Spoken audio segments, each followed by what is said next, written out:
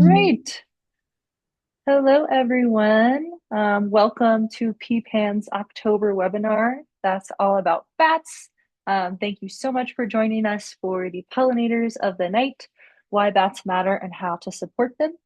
I also want to thank our incredible speaker today, Dr. Kristen Lear, um, who we'll learn about more in a second. But my name is Anna Gray Anderson, and I am the Community Engagement Coordinator for People and Pollinators Action Network, or PPAN for short. For those of you who aren't familiar with our webinar series, we usually host a monthly event. So be sure to sign up for our e-news and check out our events calendar to keep up to date with everything we got going on. And we'll put this link in the chat for you. And so, like I said, we are People and Pollinators Action Network, or PPAN for short. The host of this webinar, we focus a lot on making Colorado a safe haven for all who live here, from people to pollinators. We do this through grassroots advocacy, education and outreach, kind of like this webinar.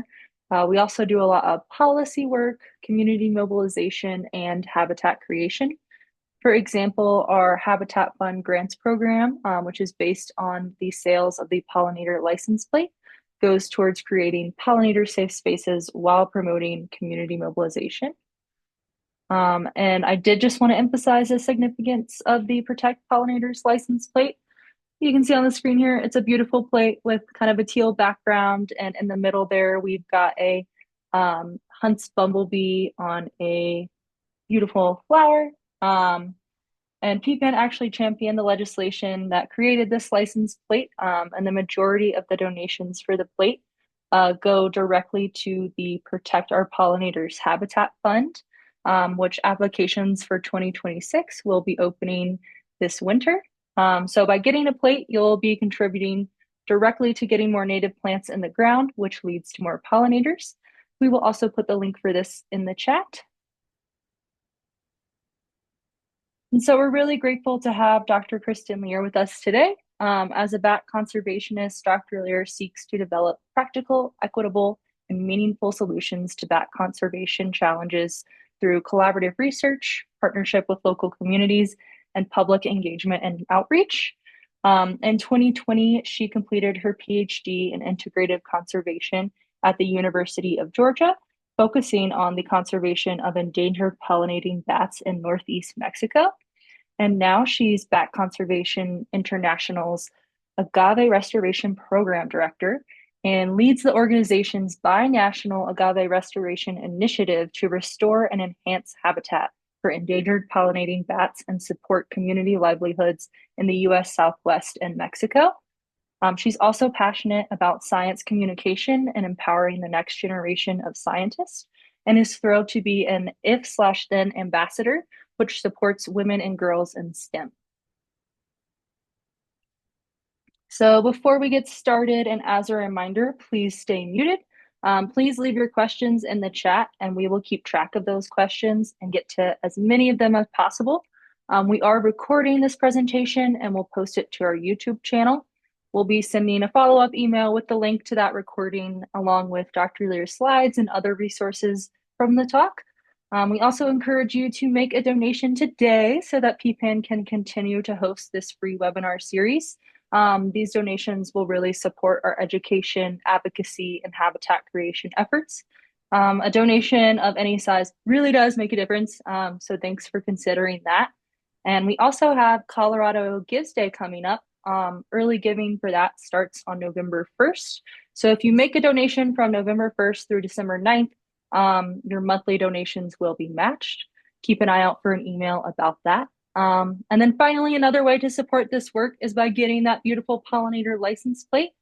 We can put these links in the chat to make it easy for people. And I will pass it off to Dr. Lear. Thank you so much. Let me stop sharing. Thank you, everyone. I am very excited to be here today to share about the world of bats. Let me bring up my PowerPoint. And welcome to Bat Week. We are in the midst of Bat Week. This is the kind of Bat Month, Halloween, and it is officially Bat Week. So I'm glad you all are here to learn more about bats and bat pollinators, because we have Lots of bat pollinators around the world. So hopefully we can cover some good ground today. Is my screen showing well? Yes, you're Okay, good to go. awesome. So, yep, just on the first slide, some photos of some nectar feeding bats that are feeding on nectar from flowers. There are lots of bats around the world that are pollinators. So they're kind of the unknown, undersung heroes of the pollination world. So I come from Bat Conservation International. We are a nonprofit that works around the world to end bat extinctions. We are a nonprofit. There's our website if you're interested in learning more. We were founded in Texas in 1982, so we are an older organization, but we started kind of in Texas and then we've blossomed from there. We have staff around the world now working in 21 countries, and we do have a flagship cave at Bracken Cave Preserve near San Antonio, Texas. If anyone gets a chance to go to Bracken Cave, we give tours. It is the largest colony of any mammal in the entire world, with 15 to 20 million Mexican free-tailed bats that emerge during the summer months. So it's a spectacular sight if you ever get the chance to go. So this photo shows some flying little bats in a cave. They're flying around, and they are the only flying mammal in the world that's capable of true flight. So flying squirrels are not able to actually have powered flight. That is a thing only bats can do. They are on all continents except Antarctica, and there are now 1,500 species of bats around the world. These are just some of them. So these photos show a huge diversity of what bats look like around the world. We have these little white tent-making bats that look like they're pure white and look like little cotton balls. We have fruit bats that they're called flying foxes because they look like little cute foxes with big eyes and big noses. They're very cute.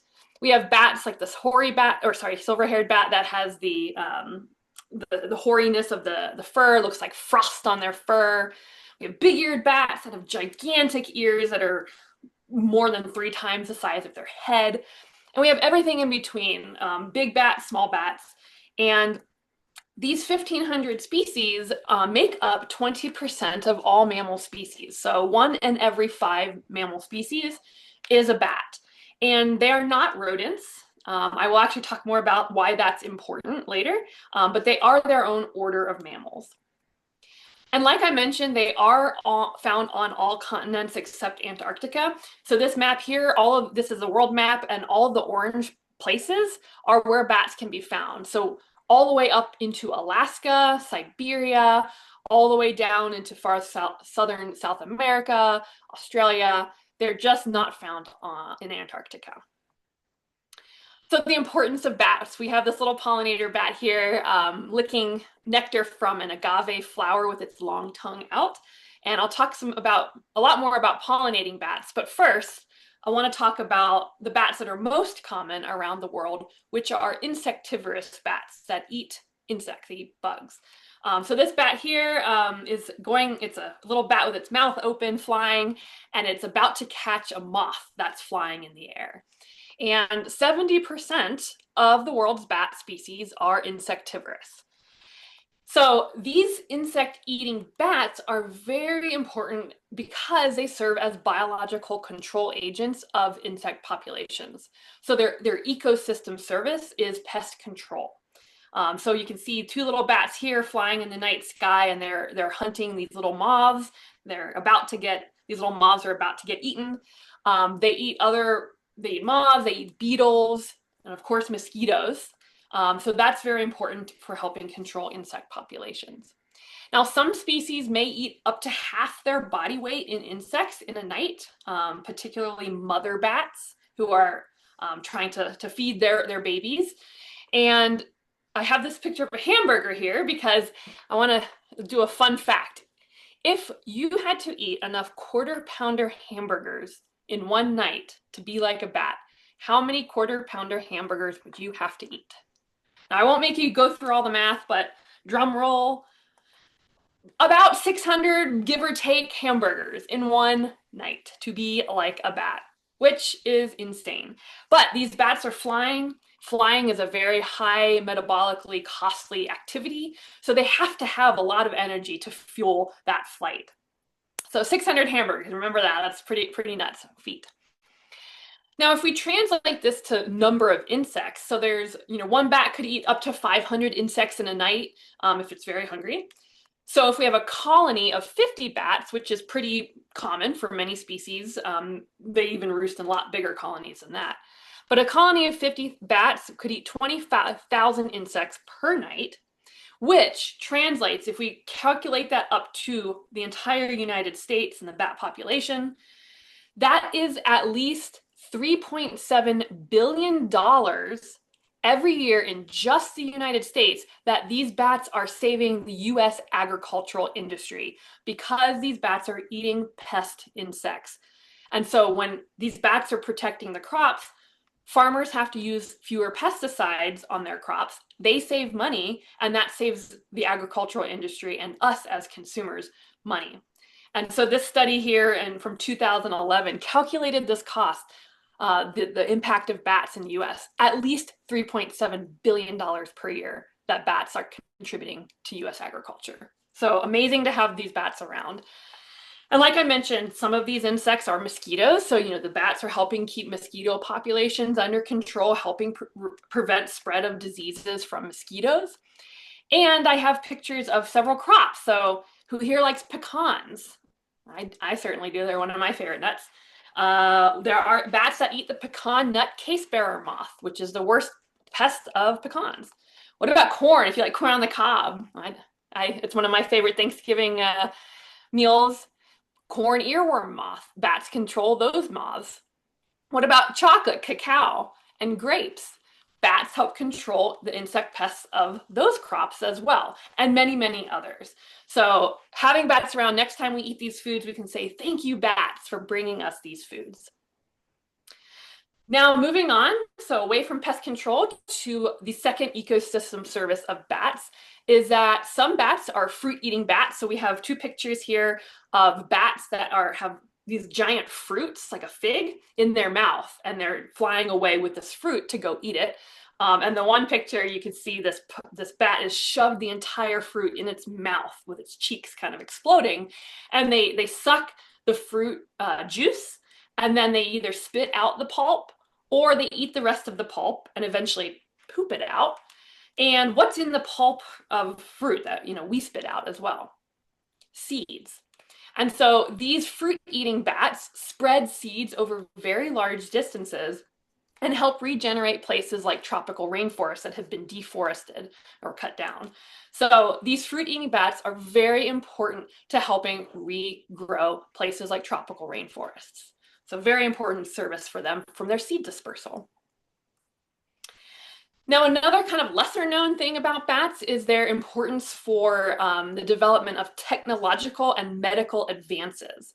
So there's a picture here of a little drawing of somebody with a cane, and the cane has like a little echolocation coming out from it because it vibrates when it senses something is nearby. So based on bats' echolocation. And so, we can use canes for blind people to help support those advances from bat echolocation. Now, in terms of medical advances, this picture here, there's a very highly magnified image of a bat tongue that is from a nectar bat, and it looks like it has all these little hairs coming off of it. Those are papilla.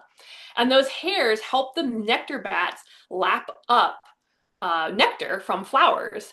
And we have used that kind of action, that device of the papilla erecting to create medical devices that open inside arteries to help with arterial surgeries and help clear blockages, which is pretty crazy. Vampire bats are also another medical kind of thing. Vampire bats have a anticoagulant in their saliva that helps keep blood flowing from whatever they're feeding from. And we have used that to make what's called Draculin, which is an anticoagulant medicine that can help clear blockages, again, with stroke patients. And finally, I have a picture here of the ribbons for cancers, for various different cancers, because bats tend to not get cancer. They have mechanisms in their DNA that allow them to basically control the unregulated, uncontrolled, expansion of cancer, and they don't really get cancer. So there's research into how can we study bats and form anti-cancer treatments and prevention from bats. Now, moving on to pollinating bats, because pollinators are what we're talking about today. So in terms of pollinators, I have the picture of a butterfly, moths, because those are kind of very common pollinators we know about. Bees, right? We talk a lot about pollinating bees. And of course, birds like hummingbirds. These are all pollinators out mostly that we can see during the day often, or moths that are coming out in the evenings. We can see these. But bats are also critical pollinators of many plants around the world. So there are over 100 bat species around the world that eat nectar. So about 7% of bat species. And these three pictures show this flying fox is on a group of pink flowers and it has yellow pollen on its head. This picture here is a long-nosed bat with its head shoved into a cactus flower that's in bloom, a big cactus flower. And then this on the right is another long-nosed bat, the lesser long-nosed bat, that is hovering over an agave flower and getting nectar and pollen from agaves. And there are over 300 plants around the world that are pollinated either exclusively or in part by bats. So many different plants around the world. And I love this cute little bat here. It has a little nectar bat that has its face in this flower. And it's one of the cutest bats, I think, with its cute little eyes. But yeah, things like bananas. Wild bananas are pollinated by bats. Coconuts as well. And if you partake in tequila or mezcal or bacanora, those are made from agave plants, which are pollinated by bats. So again, next time we're enjoying any of these things, we can thank a bat for bringing them to us. Now, characteristics of bat-pollinated plants, I like to talk about like what makes a plant attractive to a bat pollinator. So, of course, the flower, opens at night, right? Because the bats are primarily out at night. So this long-nosed bat it's got its long tongue about the size of its head that's coming out and about to lap the nectar from an agave flower, open at night. These flowers tend to be white or pale in color. So we have a little fruit bat here that's hanging on to this kind of yellow flower with its tongue lapping the nectar up as it holds on. And then lots of nectar. These bat pollinated plants tend to produce copious amounts of nectar, like this cactus here, this cactus bloom is about to be fed on by a bat. And these plants tend to have a stronger smell to attract bats. Not always, but that smell helps attract bats at night. Now, how do these bats get nectar? So a lot of these nectar feeding bats have an adaptation of having a very long tongue to reach the nectar deep inside plants. So this picture here, there's a bat hovering and there's a clear tube with like sugar water at the bottom of the tube. And coming out of this bat's mouth is a very long pink thing, and that is the bat's tongue. And you can see the tongue is actually it's longer than the bat's body length. So some of these nectar bats can have tongues 1.5 times their body length. That would be like if we stood up and put our hand in the air, our tongue would be from our fingertip to the floor. That's pretty long tongue. But they actually have a space in their chest where it goes, so it's not flopping around while they're flying. And this video is a long-nosed bat lapping up nectar from an agave flower. You can see that tongue go shooting in and out of the flower. So they have those really long tongues. Now I like to show this slide, bats versus hummingbirds. Who is the better pollinator? I love hummingbirds, and I know there's lots of bird folks out there. I'm also a bird nerd. But when we compare the two, if we look at the picture of the hummingbird, it has some of the yellow pollen. You can see its beak is in the flower, and there is some yellow pollen on its feathers, on its head. But when we look at a bat, after it's eaten. Look at all of that pollen. Its head is literally covered in yellow pollen. So when we think about who is the most effective pollinator, it's often the bats. Sorry, hummingbirds. But hummingbirds are so well adapted that they hover so well that they actually don't get a ton of pollen on them compared to bats. So in this picture here, someone is holding a nectar bat, and the whole entire body of the nectar bat is covered in yellow pollen. The bat is literally yellow from pollen. So these bats tend to spread more pollen than hummingbirds or insect pollinators. And bat pollinators tend to carry that pollen farther distances than other animals.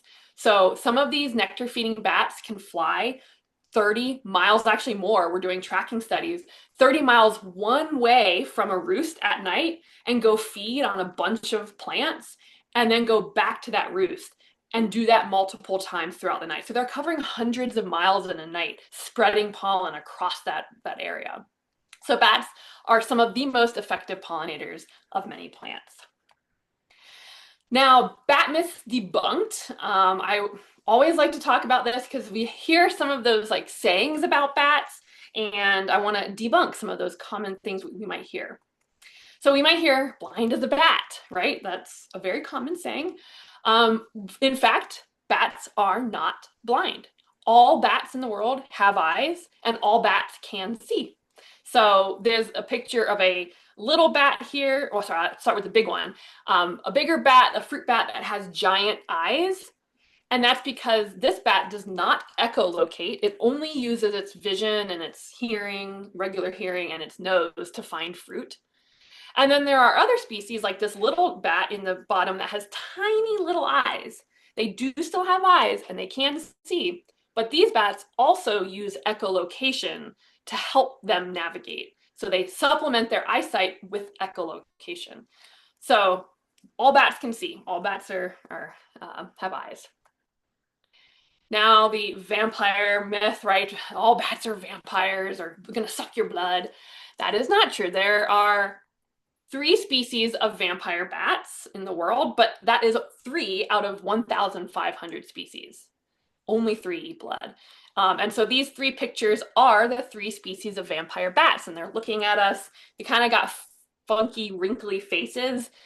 They have heat seeking devices in their noses that they can actually seek out the blood of usually they're eating from a pig or a cow or birds at night while they're sleeping. But they don't drain an animal. They're not, it's not like the movies where you get sucked dry. They don't do that. They just make a little cut and eat a little bit of blood. And again, vampire bats with the Draculin, the anticoagulant, there's a lot of research going into kind of that medical use for these bats. Now, I mentioned the rodent thing before. A lot of people think that bats are rats with wings or flying rodents, flying mice. They are not. They are not very closely related to rodents, actually. They're more closely related to people evolutionarily than they are to rodents. And this is important because, so this picture is a graph. Don't get too crazy into it, but basically it's just showing body mass or weight basically on the x-axis, and then on the y-axis is lifespan, so how long an animal lives. So typically in the top right quadrant you have an elephant, because big animals tend to live longer, right? Elephants live a long time. Whales live a long time. People, we're relatively big, we live a long time. And then small animals, so on the bottom left, you have the like rodents, for example, that they're small, they have very high metabolisms, and they tend to die young. So it's that live fast, die young. That's kind of the rule. Bats, where are bats? So bats are right here at basically the same level of living lifespan as an elephant, but they're the body size of small rodents. So these bats defy that natural rule. They have very small bodies, they have high metabolisms, but they live very long lives and defy that kind of natural law. So this bat here, there's a picture of a bat just kind of sitting on the ground. It is the Brandt's myotis. It is the longest known bat in the world. Some researchers caught it, many decades ago. They banded it, and then 41 years later, another group of researchers caught that bat again, just in the wild. And because it had a band on it, they could tell it was that bat from 41 years prior. So these bats can live 40 years or more, even though they're so tiny. They have, like I said, for some reason they don't get cancer, and they're able to live these really long lives without getting cancer or without having their DNA degrade, which is what usually happens. So there's a lot of research going into, can we study bats to find some sort of genetic therapy that can help us live to be 300 healthy years old. So pretty crazy. And then another kind of really key difference between bats and rodents is that, unlike rodents that have litters, multiple litters of pups or babies per year, bat moms only have one baby per year. They only reproduce once per year, and they usually only have one baby. Some bats, there's this red bat down in the bottom that has two baby bats hanging onto her body as she's hanging. Some bats have twins, but most only have one. And so this means that if something happens to a colony of bats, it is going to take years and years and years for that population to rebound. So they're not just you'd be like, oh, I'm gonna get rid of the bats in my house. They'll be fine. No, it takes a long time. It takes effort for these species to recover. So a very important difference between rodents and bats. Now, threats in conservation, talking about this is a very important thing because many bats around the world are threatened. So on this slide, we have kind of the breakdown. So the IUCN, or the International Union for the Conservation of Nature, categories. So there are 24 species that are critically endangered, so on the verge of extinction. 53 species are endangered. 104 species are vulnerable.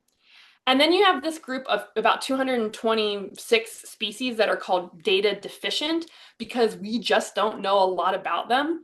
And so they very well could be on that very, endangered end.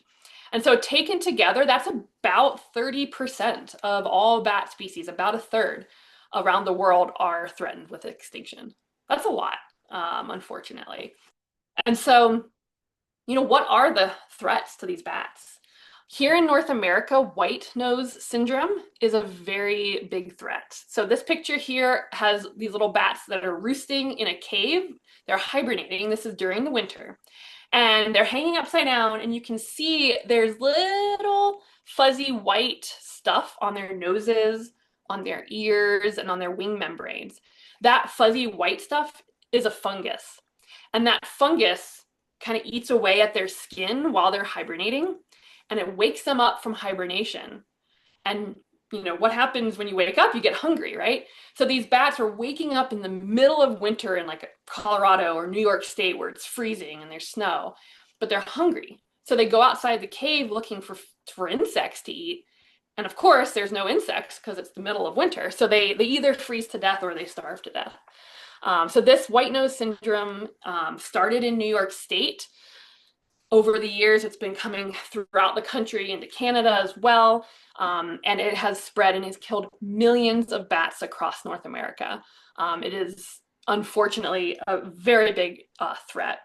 And for example, the little brown bat here hanging from the cave wall used to be one of the most common North American species, but now in some states it is being listed as endangered because up to 99% of some bat colonies are wiped out by white nose syndrome. And 90% is a pretty average number for what this fungus kills in the colony. So lots of research going into how do we stop the spread of the fungus? How can we treat the bats to prevent them, from getting the fungus? Or can we help support the bats to maintain, even if they get the fungus, maybe they can be healthy enough to survive the winter with the fungus. So at Bat Conservation International, we have a program called Fat Bat program where we're trying to fatten up the bats before they go into hibernation in the fall, so that if they wake up in the winter, they have enough fat reserves to survive the winter. And there it is showing promise that that actually does work and can help support the bats through the winter. So the Fat Bat program, that is one of the ways we're trying to abate this threat. Now, wind energy, this picture here, there's unfortunately a little bat that's lying dead on the ground underneath a big wind turbine. This is a very common issue with migratory tree roosting bats that are migrating at night. And for whatever reason, they're getting around these wind turbines and either getting directly struck by the turbine blades or experiencing barotrauma, where that pressure change in the wind turbine area causes them to have internal damage and kills them. So this wind across the country and in other countries around the world is a big threat that is threatening to put on the endangered species list several species that are now common but that are declining. And so, we and other conservation organizations are trying to work with wind companies to do abatement, to reduce the wind spinning at low wind speeds when the bats are out the most, and just trying to think of these creative ways to help prevent those wind collisions. Now, roost disturbance is another big issue. A lot of bats around the world, well, all bats have to have somewhere to roost, to sleep during the day. Some roost in trees, and as we clear trees for development, for agriculture, for other land uses, obviously, those roosts are being lost directly. And then many bats around the world roost in caves or abandoned mines. And, people love to go into caves. You can do it responsibly. But in this picture here, you can see there's a whole bunch of graffiti on the cave walls. So some people go into caves to party or to vandalize the cave because it's fun. And that repeated exposure and disturbance can make bats abandon the roost and have to find somewhere else to go. So we work around the world to protect key bat roosts, to make sure that they're protected from people entering, so that the bats have a safe place to go and roost. And then threats of habitat loss and degradation. This is probably the number one overarching threat to bats around the world, is loss of that habitat, including roosts, but also including foraging habitat. So this little Mexican long-nosed bat here, again, is lapping up nectar from an agave plant, which is shown in this picture, this agave growing in this beautiful grassland landscape in Arizona. But unfortunately, as we have more land use expansion, we have expansion of agriculture or development, we're losing these landscapes where these bats rely on. And so I just want to talk a minute about BCI's Agave Restoration Initiative that I lead. This is an initiative that works across the Southwest US and Mexico to protect these 3 species of pollinating bats. So we have the endangered Mexican long-nosed bat flying here. We have the lesser long-nosed bat, which used to be endangered, but because of successful conservation efforts was delisted in the United States in 2018, but is still near threatened internationally. And then we have the near threatened Mexican long-tongued bat. So all 3 of these bat species are migratory. This map here shows the ranges of the 2 long-nosed bat species, and they range all the way from central and southern Mexico all the way to the Southwest US in Arizona, New Mexico, and Texas. And along that way, this video, you can see the bat launching itself onto the agave flowers. So agaves provide this energy-rich nectar that these bats need to survive and migrate. And in turn, like we saw before, they shove their heads in the flowers, get pollen on them, and they pollinate the agave plants. But unfortunately, many landscapes that these bats are migrating through are looking more and more like this, where it's just bare soil, very dry landscapes. The native vegetation is lost. And so they're experiencing that loss of habitat and the food plants that they need. And so for the Mexican long-nosed bat, it has experienced population declines by about 50% over the past several decades, and is listed as endangered because of this loss of food habitat.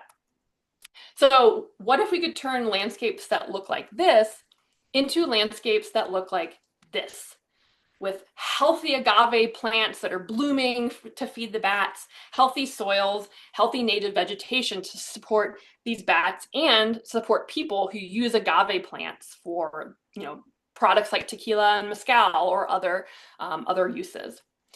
So that is the Agave Restoration Initiative. We are working across that binational migratory corridor to restore these landscapes and these agaves for both bats and for people. And our vision is that we have this binational corridor safeguarded by a network of community-based conservation to protect the little Mexican long-nosed bat it's hanging here from the agave flower and kind of staring at us. They really need our help, so that's why we're doing what we're doing. And yeah, we're currently working across 9 US and Mexican states with active agave restoration in all of these places with these red stars across central and northern Mexico and the southwest US. And we're doing this not alone. This is an all hands on deck endeavor. We have over 100 partners across both US and Mexico that make this work possible. So this is, BCI is providing the vision for these bats, but there are local ejido communities in Mexico, local ranchers in the US, native plant nurseries, universities, federal and state lands and agencies, all local NGOs, all coming together to do this work.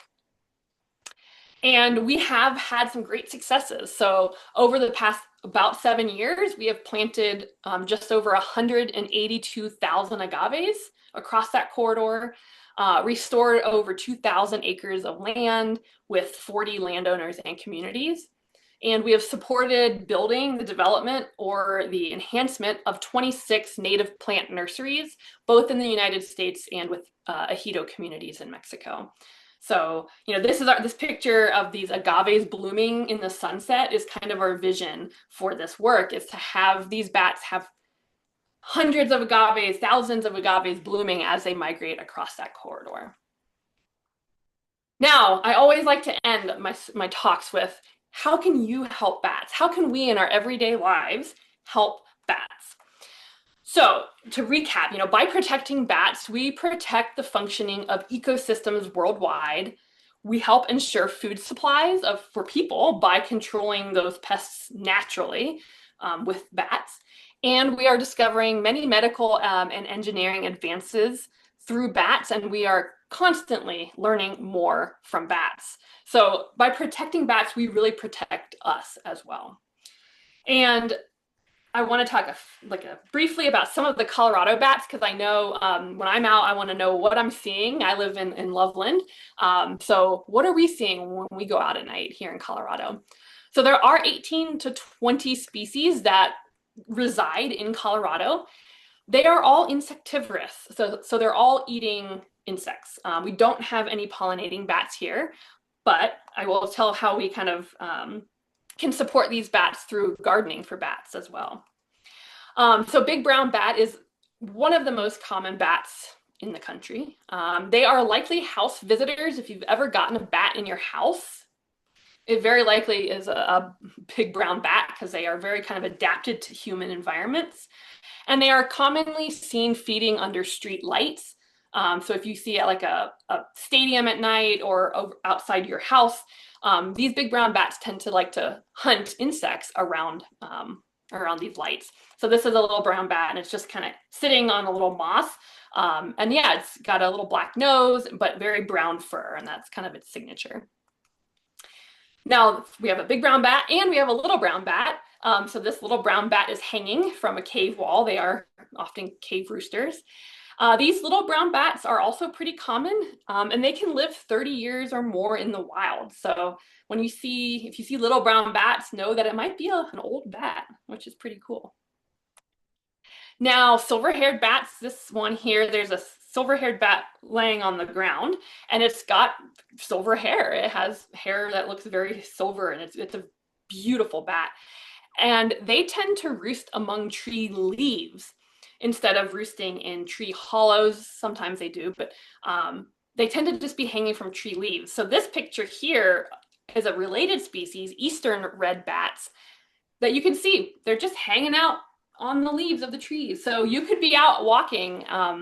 I actually encountered somebody in Athens, Georgia, that was in one of the parks, and they were walking on the trail, and they saw little eastern red bats just hanging like 10 feet up in a tree.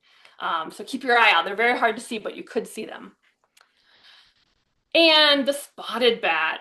This is one of my favorite bats. This is found more in the western part of the state, but the spotted bat has the largest ears of any bat in the United States.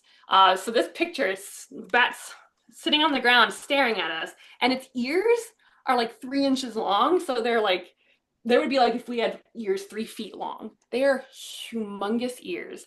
And they use those ears to hunt insects. They have extremely good hearing abilities, so they can catch moths and other things as they're hunting. And then finally, the last one I like to share about is the pallid bat, because pallid bats often hunt by pouncing on prey on the ground. So this bat is on the ground, and you can see in the mouth, it has a scorpion in its mouth. So pallid bats can hunt scorpions and centipedes, and they're immune to the scorpion's sting. So they're one of my favorite bats as well, because they can actively hunt scorpions. You can see this one's about to crunch that little scorpion in its mouth. So how do we help these bats? So one thing that we love to promote is to make your backyard a bat haven. How do we do that? How do we do that here in Colorado? One is you can create a bat garden. So we don't have any pollinating bats that directly eat from flowers here in Colorado, but if you plant night blooming flowers that open at night, you can attract nocturnal insects like this moth that's above these flowers that then our insectivorous bats can eat the moths and the other insects. So by creating a bat garden, you create a buffet for these little bats that we have in our backyards. So I will send this out with the links, but there are QR codes that if you want to take pictures, you can. BCI, we have a guide to gardening for bats. We recommend planting, again, night blooming flowers, of course. Herbs and aromatic flowers are great. Having a water body, a large water body, not just like a bird bath, but like a pond, is great for bats to drink from. And try not to use pesticides or insecticides if possible, because bats can ingest those. But we do have regional plant lists for different regions across the US on our website. And sorry, one more, yeah. Fruit trees are also good. And for Southwest Colorado, we actually have a native plant list that is good to support our bats. So there's the QR code to the website where you can find this list. We're constantly developing additional lists as well for other areas. We have one for California, one for, I believe, Kentucky, Texas. So yeah, different areas. Like I mentioned, providing water is good for bats. So ponds or large natural pools, because this picture here, this bat is skimming over the surface of a pond with its mouth open, and they actually drink on the wing. So they're drinking water from these bodies of water as they fly. So if you have a good large pond, keep it clear of vegetation, and they'll come and drink from it at night. Now, also, if you have big trees, you can provide roosting sites, natural roosting sites for bats. So if you have big dead trees, if you're able and they don't pose any safety hazard, leave those dead trees and snags standing when possible. This picture here has a dead tree with a big hole, a hollow in it. Bats love those hollows and they'll roost up in there. Or this picture, even cracks, like small cracks in these trees, bats will roost, they'll shove themselves into and roost in. So leave those snags or dead trees if you can. They love them. And woodpeckers love them. Owls will roost in the hollows, so they're great for wildlife. Now, if you do have bats in your house and you want to exclude them, bat houses can be a good option to provide an alternative roosting site. if you're getting rid of bats in your house. So we have a website with bat house guidelines. Again, I'll share this so you have the links, but there are things you can do to make bat houses more ideal for bats, but there's no guarantee you're going to get bats, even if it's a perfect bat house in the perfect location. You have to be patient, and they don't always move in. But that's good. If they don't move in, it's likely because you have good natural habitat around your place. So that's actually a good sign. But if you are interested, check out our website for kind of specs on how to find good bat houses or build your own bat house. There's a lot of things online that are not the best, unlike Amazon. Um, and then, of course, you can support bat organizations. BCI has an Adopt a Bat program that is great for school classrooms or scout groups or church groups to adopt a bat. I believe it's $30 now, and your donation actively supports our conservation work, and you get a cute little plush bat of the species that you choose. So it's a great fun thing, especially for kids. And learn more about bats. This is one of the best things you can do is, batcon.org is BCI's website. Also check out batweek.org. Batweek.org has a ton of educational resources, activities for kids, same with BCI's website. So please check these out if you're wanting to learn more or get more involved. And then finally, I always like to end with this. I want you, if you're able, to share one thing that you learned today with your friends and family. One fact, because the more we can share, the more we can spread the word about the importance of bats, the more we can do to get support for them. So I will leave you all with that. If you are on social media, please follow BCI, and we're happy to connect more. And yeah, I want to make sure we have a little time for questions. So thank you all. Thank you so much, Kristen. That was so much fun. I definitely learned a lot. I'm definitely going to be thinking about bats a lot more when I eat my Halloween candy this year. Oh, But yes. yes, that was great. We'll Thank go you. ahead and dive into some questions. Awesome. Um, so our first one here is the decline of insects affecting bats' ability to fatten up before hibernating, and also is it affecting their populations? Sorry. Yes. Let me exit out of here. Yes. So yes, the decline in insects is definitely an issue. And that is one thing with the Fat Bat project at BCI, that we're actually trying to create these little insect hotspots where you can put out like ultraviolet or UV, lights at night that attract insects to them. And then the bats will have this little food patch to eat from and feast before they go into their cave to hibernate. So yes, we are trying to like counteract that loss of insects by supporting those little buff insect buffets, which sounds bad for the bugs, but it's all in a balance. For But sure. yes. Thank you. Yeah, and kind Mhm. of talking about the lights, and in addition to that, I guess how is habitat loss and destruction affecting those flowers for the fruit eating bats? Yeah, so that's gosh, with the agaves and with many other flowering plants around the world, as we cut those down or convert that land to other uses, those food sources are gone for the bats. And so that's directly affecting those long-nosed bats, for example. But also another thing we're noticing with like flying foxes in Australia, for example, is the timing of the blooming of the flowers. Um, with hotter temperatures, with kind of these changes in the seasons, the plants themselves are shifting when they're blooming. And if it's a migratory bat that's trying to time its migration to the flowering of these plants, you can then get mismatches when the bats maybe arrive in an area and those flowers have already bloomed and are done blooming. Whereas in the past, they would be in peak bloom at that time. So we're seeing that kind of mismatch happening as well, not just direct loss of the plants, but that phenology mismatch as well. For sure. Yeah, we've also been Mm-hmm. hearing about those mismatches with our insect pollinators as well, Uh-huh. and birds and things. Yeah. And I know you touched a little bit on pesticides and things. Mm-hmm. So if plants are treated with insecticides like neonics, for example, Yeah. um, how does that impact the bats through the pollen and nectar? Like we have different Yeah. metrics for, if like Yep. one seed will kill X amount of bees. Right. What's that with bats? So there's two kind of aspects. One is those systemic pesticides like the neonics, right, that are in there and they're in the plant. We don't really know how that affects these nectar feeding bats directly. It's by the time, so agaves are a unique thing because agaves, when they're small, they are, they take 5, 10, 15, 20 years or more to bloom before they feed the bats. So the hope is that if there's any pesticides on them, by the time they do bloom in 20 years, hopefully that they're kind of dissipated, right? But yeah, for other direct, like more shorter lived plants, that is definitely a concern, is the direct consumption by these pollinating bats.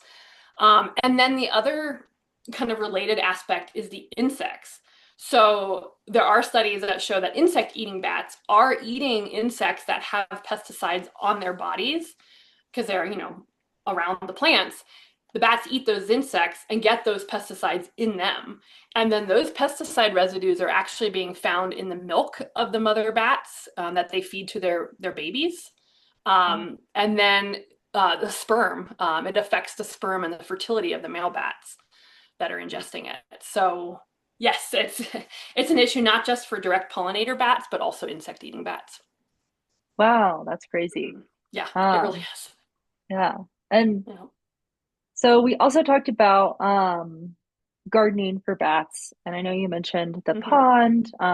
Mm-hmm. Is there a specific length that a pond needs to be or specific size for bats to be able Yeah. to drink it? Yeah, so I think it's about 12 feet or so. That's like a kind of a runway for the bats. The width doesn't matter as much as long as it's long enough because they'll swoop down, get the water, and then swoop back up. So I think about 12 feet is kind of the what we say. Bats can do smaller than that, but that's like the ideal, I Okay, believe. nice. New dream feature for my backyard. Yes, exactly. Cool. Oh, and I will say one other thing with the ponds or pool. People have bats coming to drink water from their swimming pools, which probably is not the best with the chlorine, but they do it. So if you have these water features that have sharp edges, like a pool, make sure to install little animal escape ramps for them that go down and then have sides that touch the side of the pool. Because bats and other, rodents and things can swim. Bats can swim. So they'll swim until they find the edge of the pond or the pool. And then if they have that little ramp, that rough ramp, they can climb up it and escape. So definitely Yeah. include those. Yeah, that's a super good tip. Thank you. Yes, yes. We have another question here about bats and elevation. So I know we have a few species that live here in Colorado. Mhm. What altitudes do they reach and live Yeah, at? that's a good. I actually don't know the exact height, but they can get pretty high as long as there's insects. That's the main thing is that they have prey to eat from, or to eat. I need to look that up. I'm gonna learn something new today. Nice. Good Yeah, and question. while you're looking that up, speaking of Colorado bats, someone in the chat told us that they were told there were pollinating bats in Southwest Colorado. And if you had heard about those. So I don't know if it's a specific species they're referring to. Pallid bats are so the pallid bats, the scorpion eating ones that I showed, they actually can eat nectar from agave plants and cactus flowers in like the Southwest. Um, they're not pollinator bats. They're not adapted to pollination, but they can and do eat nectar sometimes. So yeah, they are in Colorado. Okay, but I mean not That might be native the to one. Colorado. I mean, they're native to Colorado, but Okay. they're not like a pollinator adapted species, if that makes Oh, sense. okay. Got it. Yes, thank you. Uh, okay, here, 11,500 feet, maybe. Oh, wow. That's pretty Yeah, so they high. can get pretty high. I mean, they don't stay up there year round, but yeah, that's yeah, pretty high. I learned something new. Yeah. Nice. Yeah. And speaking Yeah. of year-round bats, Hmm. where do they go and hibernate? And Hmm. Do they hibernate Yeah. all winter? Like, do any stay active in Colorado in the winter? So they either migrate south or they hibernate. Those are the two strategies. So they'll migrate south, like now, October, they'll kind of start going back south, some species. And the ones that do stick around are hibernating in caves. Some can hibernate in like big trees, attics. People have them, they find them in the winter in their attics.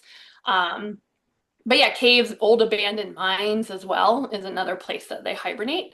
And in terms of coming out, if it's a really warm winter day for a few days, sometimes I've seen bats out. Not so much in Colorado, but in places like Georgia or more in the South. Yeah, so yeah, they can come out during the winter as well if it's warm enough. Okay, nice. And Yeah. what is the like ideal temperature for a bat? It depends. So Okay. there's all different ranges for hibernating, for raising pups, like mother bats like hot caves, and they like to keep their babies warm. Male bats in their bachelor colonies, like cooler roosts. So it's kind of a whole different range. Okay, Yeah, cool. pretty cool. Yeah. Yeah. And kind of in our final few minutes here, we have a few pictures that people were curious what the bats Ooh. were. So just like fire a few of those off if that sounds good. Yeah, Um, definitely. First one, which one was the black and orange bat? Was that the It was one in the the first first few one? slides. Yeah, that's a Yeah. painted called a painted bat. It's like it was the one flying with like the orange on the wings and bright orange fur. Yep, that's a Okay. painted bat. And those are ones that you'll actually commonly see in oddity shops, like in like a taxidermy bat. That's a very common species for that. And I will say, unfortunately, there is no sustainable way to harvest bats for taxidermy for those like decorations or things. So if you Mhm. see one of those on Amazon or in a shop and they say, "Oh, it was sustainably harvested," no, that's unfortunately not how it works. Okay. I wish we could have taxidermy bats more easily. That's in a sustainable way, but you can't. Man. Yeah. Yeah. Thank you. And then, so what Yeah. it was the horse face bat called? Which one? I'm not sure which No. Was picture it on that that was first referring slide? to. Let's I see. think it was towards the end, maybe. Um, there was the hoary bat. Is that what you're referring to? Or a different one? Possibly. Mhm. We can say it's the Oh hoary wait, hold bat. on. Wait, there we go. On the end. Oh, it was the one with like a really giant I uh think so. nose, like huge. That's a hammer-headed bat. Um, the males have these gigantic noses that they use to make a really loud honking sound that attracts the females during their mating Oh, season. Yeah, I think that might be the one you're looking at. okay, nice. Yeah. And we have about two more questions. I know it's 1 o'clock. Are you able Yeah. to stay on for a few more minutes? Thank you. Yes. Hmm. Um, One of them is how has the change to LED streetlights Mm. versus the other lights affected the feeding opportunities? And how do we balance those dark skies and support feeding bats? Yeah, so this is something that when we think about bats feeding on insects around streetlights, it's not necessarily the ideal situation because when they're out in those more lit areas, they are more open to predation by things like owls or even cats that are really good predators in catching bats. So while yes, in the short term, having those insect populations around like a big street light can help bats, we actually don't really want to encourage that a ton because it's not a natural thing and it can open them up to predation. So, Okay. um, so yeah, it's like one of those kind of wires to walk, you know. Um, we prefer, right, more natural habitats, darker skies. The bats are under the cover of night. They can do their natural hunting that way. Um, that's kind of what we Okay. prefer. Yeah. Gotcha. Yeah. And then what diseases can bats spread? Mm. So, I mean, Well, white nose is something that is not spread to people. It's just a fungus that's for bats. So that was not anything affecting people, luckily. Um, Bats are mammals. They can get rabies, just like raccoons or foxes. They are a mammal. But it's estimated that less than 1/2 of 1% of bats in the wild have Wow. rabies. So it's a very low occurrence. It's actually more common in other species like foxes, raccoons. But saying that, if you find any wild animal, including a bat, that's out there acting funky, don't pick it up. I think that's where things happen. Is don't pick it up. Call your local animal rehabilitation center or your natural resource department that can provide information on what to do. And BCI, we have some tips on how to deal with a bat if you find one on the ground. Yeah, Okay. Thank yeah, you. Yeah. yeah. And I lied. I will leave you with one last question, Mhm. which is people are curious to know how you first got interested in studying Oh. bats. Yeah, so my initial introduction was when I was 12, and I built bat houses for my Girl Scout Silver Award project. I'd always loved and like really been attracted to the underdogs, so rats, snakes, bats, growing up. And yeah, I learned about bats, as a kid. The book Stella Luna, if you have kids, that's a great children's book about bats. And yeah, that project when I was in sixth grade really kind of solidified like, oh, like you can do something to help bats. And then in college, I studied zoology as an undergrad and took a couple courses at my university on just on bats and got the chance to work as a field research assistant for a PhD student who was doing bat research in Texas. And that was when I got my first like real hands-on experience with bat research and working with bats in the wild. And that's when I knew that that was what I wanted to do for the rest of my life. And yeah, I've been pursuing it ever since. That's awesome. Well, Yeah, I think you definitely inspired all of us to learn more about bats and talk about them more. awesome. And thank you again so much for presenting today. And thank you to everyone who joined. Yeah, thank And you. we will get those links out to you and the recording out to everyone. And we'll see you Yeah, next time. Thanks again, yeah. Dr. Lear. Happy Bat Week. Happy Bat Week. Yeah, thanks Thanks, everyone. everyone. Bye. Bye.